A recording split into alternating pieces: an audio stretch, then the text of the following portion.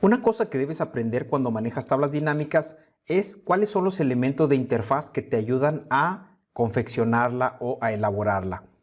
Hay 6 elementos primordiales que debes aprender. El primero de ellos es el área de resultados. El área de resultados es un rango de celdas perfectamente delimitado en donde todo lo que tú hagas con tu tabla dinámica se va a terminar mostrando ahí. Es muy importante que tomes en cuenta que este rango puede ampliarse, es decir, puede ocupar más filas de lo que estás viendo en este momento o puede ocupar más columnas de lo que estás viendo en este momento. Te recomiendo que no pongas contenidos relevantes ni en la parte de abajo ni al lado de la tabla dinámica porque corres el riesgo de que esos valores se sustituyan o se pierdan. Ese sería el primer elemento. El segundo elemento de la interfaz es la lista de campos. La lista de campos es este panel que aparece a la extrema derecha, en donde tú puedes ver todos los campos disponibles de tu origen de datos. La lista de campos puede manipularse de tal manera que sea un poco más conveniente su manejo. Por ejemplo, tú puedes hacer más amplio la lista de campos, puedes contraerla, puedes incluso cambiar la distribución en cómo se muestran los componentes que tiene. Por ejemplo, aquí por omisión tiene esta distribución, pero tú podrías cambiarla a esta, por ejemplo, en donde están los campos aquí y están los cuadrantes en esta parte. Puedes incluso dejar de ver algunas cosas. Por ejemplo, aquí ya no vemos los cuadrantes, vemos puros campos, vemos los cuadrantes, pero no los campos y así. Voy a dejar la misma interfaz que está por omisión para manejarlo a partir de ahí. ¿Qué es lo que puedes hacer tú con esta lista de campos? Pues tú, a partir de ahí, tú puedes agarrar los campos y trasladarlos a los cuadrantes que están más abajo. Una herramienta que es muy importante en esta lista de campos es, por ejemplo, el cuadro buscar. Si yo le pongo ahí precio, mira cómo se seleccionan de alguna manera aquellos campos que contengan lo que yo escribo en buscar. Esto es particularmente útil cuando el origen de datos es un modelo de datos del libro y la cantidad de campos pues puede ser muy grande. Entonces la búsqueda rápida ahí se puede favorecer bastante. Si tú eliminas lo que pongas en buscar, pues obviamente se mostrarán todos. Ese sería el segundo elemento de la interfaz de tablas dinámicas. Fíjate cómo si tú te sales del área de resultados, generalmente la lista de campos se oculta. Si tú vuelves a entrar, se vuelve a mostrar. Hay ocasiones en donde este comportamiento no es tan transparente, es decir, tú entras a la tabla dinámica, al área de resultados y resulta que no aparece la lista de campos. Si eso te pasa alguna vez, tú puedes mostrarlo de manera manual, yéndote a las herramientas de tabla dinámica, analizar, y luego acá donde está el grupo de comandos mostrar, tú puedes habilitar o deshabilitar la lista de campos. Eso es nada más como una sugerencia por si llega a pasar que no la veas.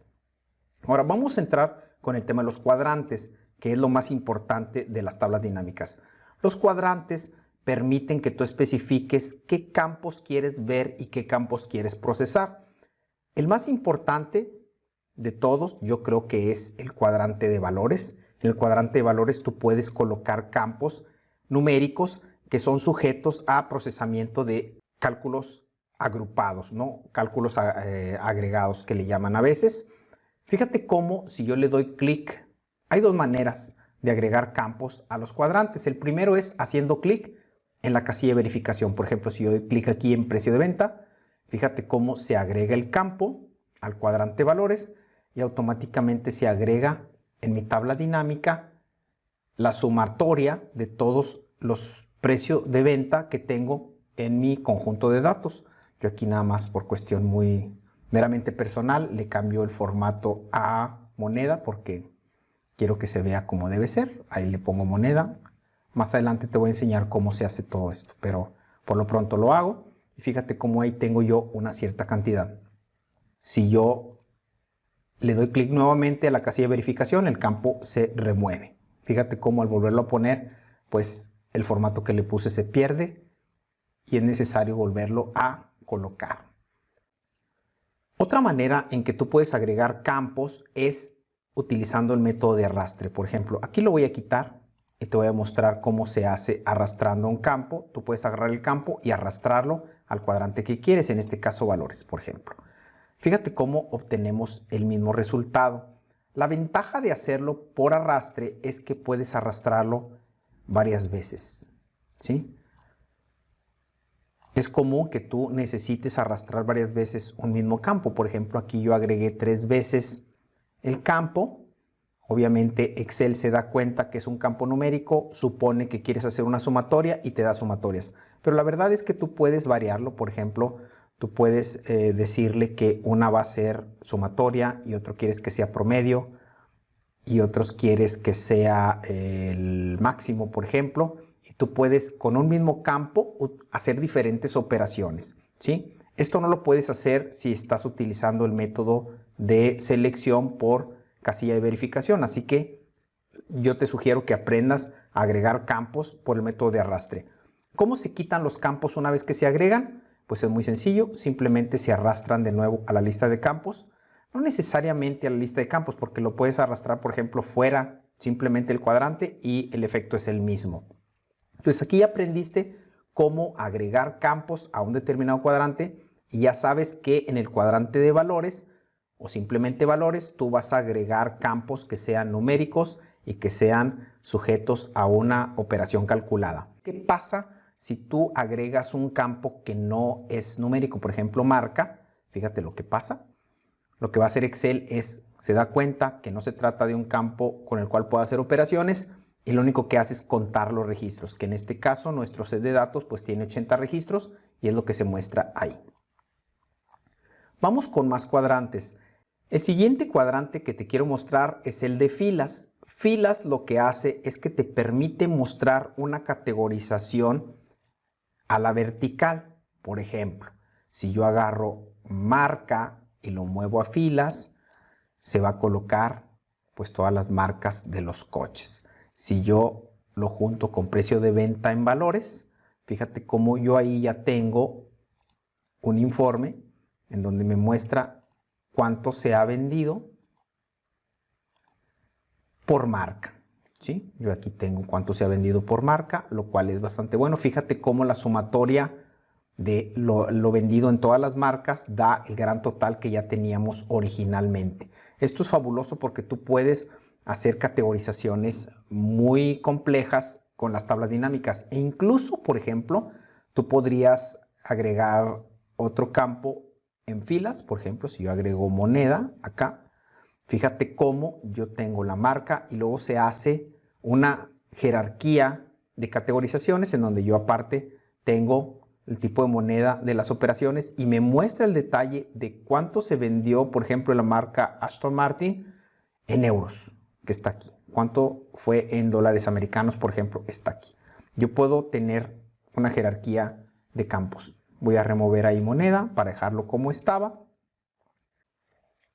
El siguiente elemento que te quiero mostrar es el cuadrante de columnas. Columnas se parece mucho a filas. Igual te permite que tú muestres alguna categorización, pero esa categorización se va a hacer en términos de horizontal, no de vertical. Por ejemplo, si yo aquí a esta tabla dinámica le agrego, por ejemplo, año a columnas, fíjate cómo se distribuyen los diferentes años en donde hay operaciones. Y aquí se hace una referencia cruzada, por ejemplo, donde yo puedo ver cuántos Alfa Romeo vendí en 2014, por ejemplo, ¿sí? También tengo los totales generales por modelo, por marca, perdón, y también por año. Entonces yo ahí tengo esa información. Fíjate bien lo que voy a hacer aquí. Aquí me coloco donde dice suma de precio de venta y le pongo consolidado de venta. Aquí donde dice etiqueta de fila, yo le pongo marcas porque en las filas están las marcas, y donde dice etiqueta de columnas le pongo años porque ahí están los años. Fíjate cómo cuando yo tengo esta distribución o cuando nada más tengo columnas o nada más tengo filas, yo puedo utilizar los controles de autofiltro que aparecen aquí. Por ejemplo, si yo le doy clic ahí en el control de autofiltro, puedo ver que puedo ordenar e incluso puedo hacer filtrados a través de este campo. También acá tengo un autofiltro que va a hacer filtros por el campo que tengo en columnas y también puedo hacer ordenamientos y puedo hacer filtrados.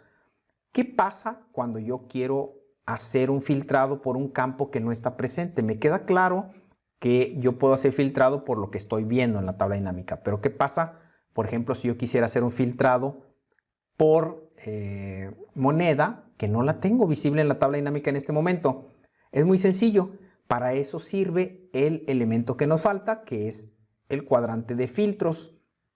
Ahí lo que yo puedo hacer es mover, por ejemplo, un campo al cuadrante de filtros y fíjate cómo en la parte de arriba se agrega un autofiltro para ese campo. Yo, si le doy ahí clic, me aparece esto. Yo le puedo decir, ¿sabes qué? Quiero nada más dólares.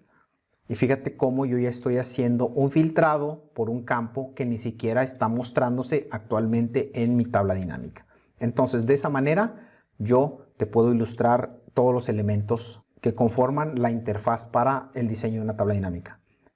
En resumen, tú tienes 6 elementos en una tabla dinámica. El primero es el área de resultados, que es donde se mostrará todo. Después tienes la lista de campos, que es donde tú vas a tener numerado todos los campos que tu origen de datos te está brindando.